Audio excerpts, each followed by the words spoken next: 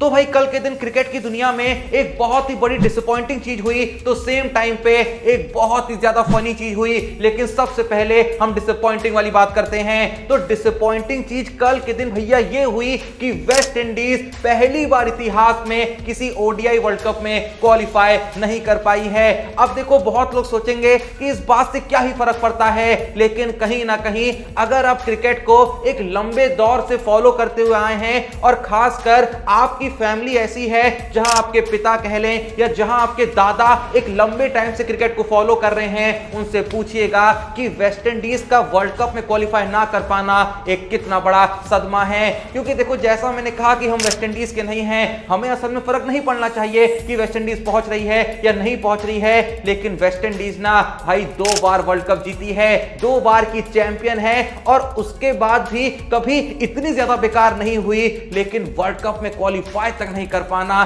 कहीं ना कहीं हमारे अंदर संवेदनाओं को पैदा करता है कि यार इतना बुरा तो नहीं होना चाहिए था। क्योंकि इसी वेस्ट इंडीज में ना जाने कितने लेजेंड्स रहे हैं, चाहे हम विवियन रिचर्ड्स की बात कर लें, ब्रायन लारा की बात कर लें, चंद्रपॉल की बात कर लें, क्रिस गेल की बात कर लें, इवन आज के टाइम पे भी जो आईपीएल की मोस्ट सक्सेसफुल टीम है उन टीमों में भी जो कोचेस हैं जैसे कि ब्रावो हो गए, पोलार्ड हो गए, वो भी वेस्ट इंडीज से आते हैं। मतलब बहुत बड़े बड़े प्लेयर रहे हैं, चंद्रपॉल जैसे प्लेयर रहे हैं। तो कहीं ना कहीं ये दर्द तो देती है बात कि यार इतना बुरा तो नहीं होना चाहिए था कि पूरा वर्ल्ड कप जो इंडिया में होना है उस इंडिया में ये वेस्ट इंडीज की टीम आए ही ना। तो ये बात देखो दर्द तो देती है। आप लोगों के घर में क्या ऐसे लोग हैं जिनके वहां क्रिकेट देखने का शौक भैया पिछली जनरेशन से चल रहा है? अगर आप में से ऐसे लोग हैं ना तो भाई कमेंट में आप जरूर बताना। ओके चलो अच्छा सवाल को थोड़ा सा आसान कर देते हैं। तुम मुझको बस ये बताओ कि तुम्हारे घर में क्या कोई ऐसा इंसान है जिसने 1983 वर्ल्ड कप का जो फाइनल है वो लाइव देखा था?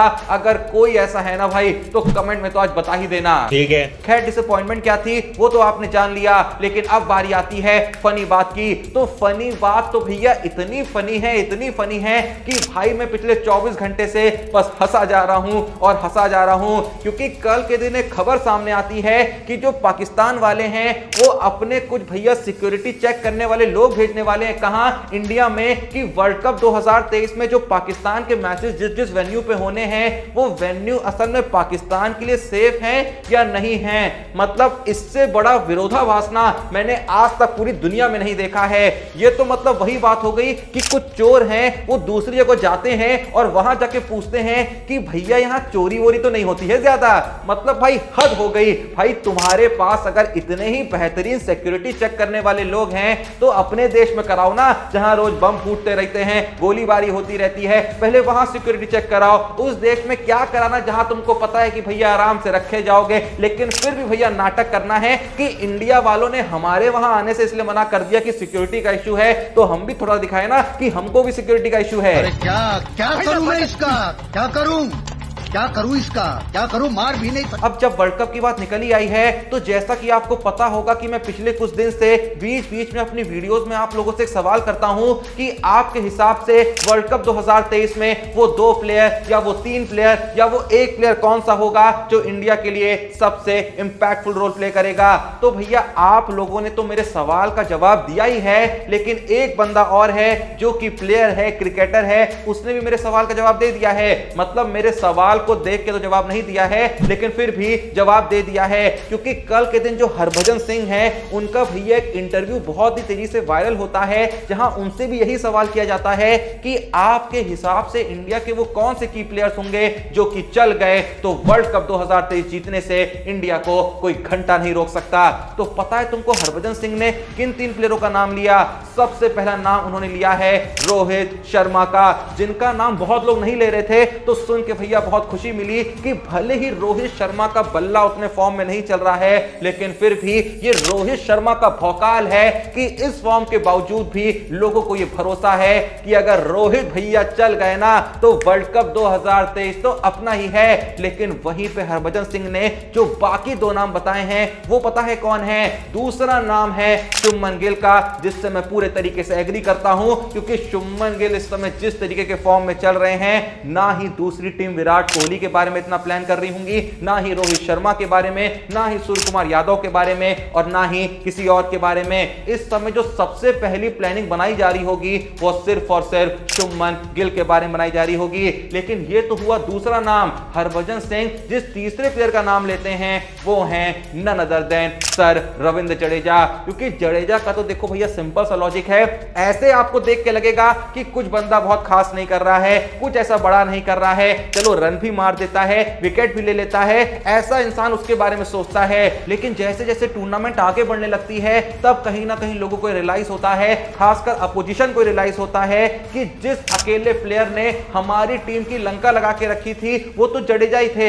हमें लग रहा था ये कुछ रन मार देते हैं आके, कभी कुछ विकेट ले लेते हैं, कभी रन आउट कर देते हैं, कभी फील्डिंग में कुछ रन रोक देते हैं। लेकिन ओवरऑल इस बंदे ने ऐसा अकाल पार दिया दूसरे टीम का कि तब लोग को समझ में आता है कि यही तो था असली की प्लेयर उनका। जो सीएसके के लिए भी जडेजा का कंट्रीब्यूशन आईपीएल 2023 में रहा, लोगों को बीच बीच में ऐसा नहीं लग रहा था कि जडेजा कोई बहुत बड़ा रोल प्ले कर रहे हैं। लेकिन असल में आईपीएल खत्म होने के बाद जब लोगों ने जडेजा के कंट्रीब्यूशन को नोटिस करा तब असल में समझ आया कि भैया विकेट भी यही ले रहा था, बीच बीच में जरूरत पड़ने पर रन भी यही मार रहा था, फील्डिंग भी अच्छी सबसे यही कर रहा था, कैच भी यही पकड़ रहा था। तो कुल मिला के जडेजा वर्ल्ड कप 2023 के लिए सबसे बड़े प्लेयर होंगे। और देखो जडेजा ने और भी वर्ल्ड कप खेल रखे हैं, लेकिन इस समय जडेजा जिस फॉर्म में चल रहे हैं तो वर्ल्ड कप 2023 में यह कहने में हमें कोई भी शक नहीं होना चाहिए कि जडेजा हमें अपने सबसे पीक वाले जडेजा दिखेंगे। जलवा है हमारा। वैसे अगर किसी को ना पता हो तो मैं बता देता हूं कि वर्ल्ड कप 2023 में जो इंडिया का पहला मैच होना है ना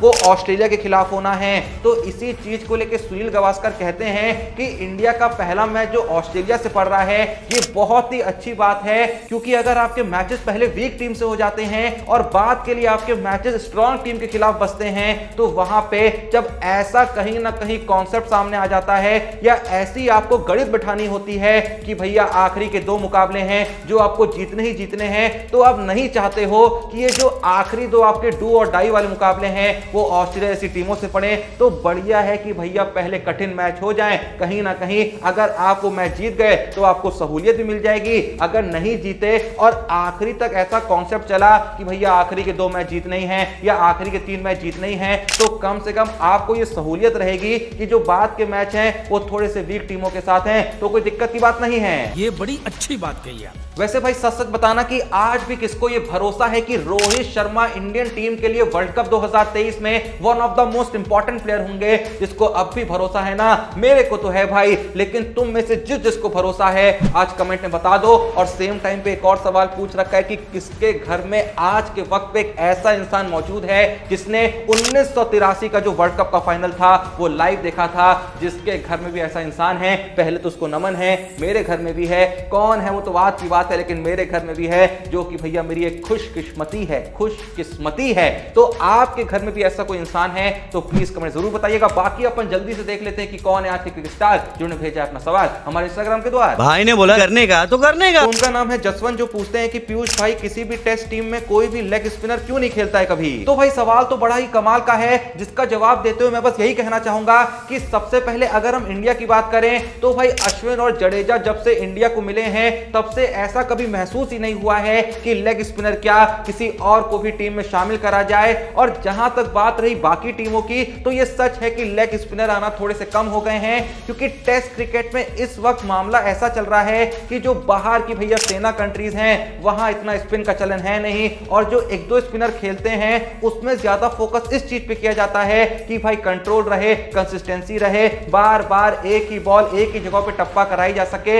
इसीलिए ऐसा लेग स्पिनर के लिए थोड़ा सा मुश्किल होता है। वनडे वगैरह में ठीक है, चलो कुछ बॉलें खराब चली गई, लेकिन टेस्ट में भैया जब आप कंसिस्टेंसी के साथ एक ही जगह बॉल डालते हो कहीं ना कहीं तभी आपको विकेट मिलता है। तो ऐसे बॉलर ऑफ स्पिनर के टर्म में आसानी से मिल जाते हैं। बाकी देखो पाकिस्तान वगैरह में याशिर शाह वगैरह हैं जो कि भैया लेग स्पिनर हैं, तो इसीलिए इक्का दुक्की टीम में आपको मिल जाएंगे। लेकिन ये सच जैसा मैंने कहा कि थोड़े से कम हो गए हैं, जिसका रीजन मैंने आपको बता दिया है। और मेन बात भैया इंडिया में इतने टाइम से कोई लेग स्पिनर क्यों नहीं खेलता? बीच में कुलदीप यादव खेलते हैं, वो भी थर्ड स्पिनर के तौर पे खेलते हैं, लेकिन 2 स्पिनर जब भैया अश्विन और जडेजा आपके पास हो, मतलब टॉप 2 रैंक के बॉलर आपके पास हो, तो फिर भैया लेग स्पिनर क्या कोई भी बॉलर क्यों चाहिए? वैसे सवाल तो जो था भैया मस्त था, आप लोग भी भेज सकते हैं, जिसके बारे में रोज बताता हूं कि डिस्क्रिप्शन में लिंक मौजूद है हमारे इंस्टा पेज खेल बाजार का, जल्दी से जाइए क्योंकि रोज हम वहां पे आपके लिए नई नई रील्स डालते हैं। और उसके अलावा जैसा मैंने कहा कि कोई भी मन में सवाल हो डीएम कर सकते हैं, आने वाली वीडियो में आपके नाम को शाउट आउट दे फीचर किया जाएगा भाई। और सेम टाइम पे वीडियो को अगर लाइक नहीं करा है तो लाइक कर लीजिए प्लीज भैया, और चैनल को सब्सक्राइब नहीं करा है तो तुमको भैया पाकिस्तान के उन सिक्योरिटी वालों की कसम जिन्होंने मजाक बना दिया है कि भैया इंडिया में मतलब सिक्योरिटी चेक के लिए भेज रहे हैं, उनके खातिर भैया चैनल को सब्सक्राइब कर दो। बाकी मिलते हैं नेक्स्ट वीडियो में, तब तक के लिए जय हिंद, धन्यवाद।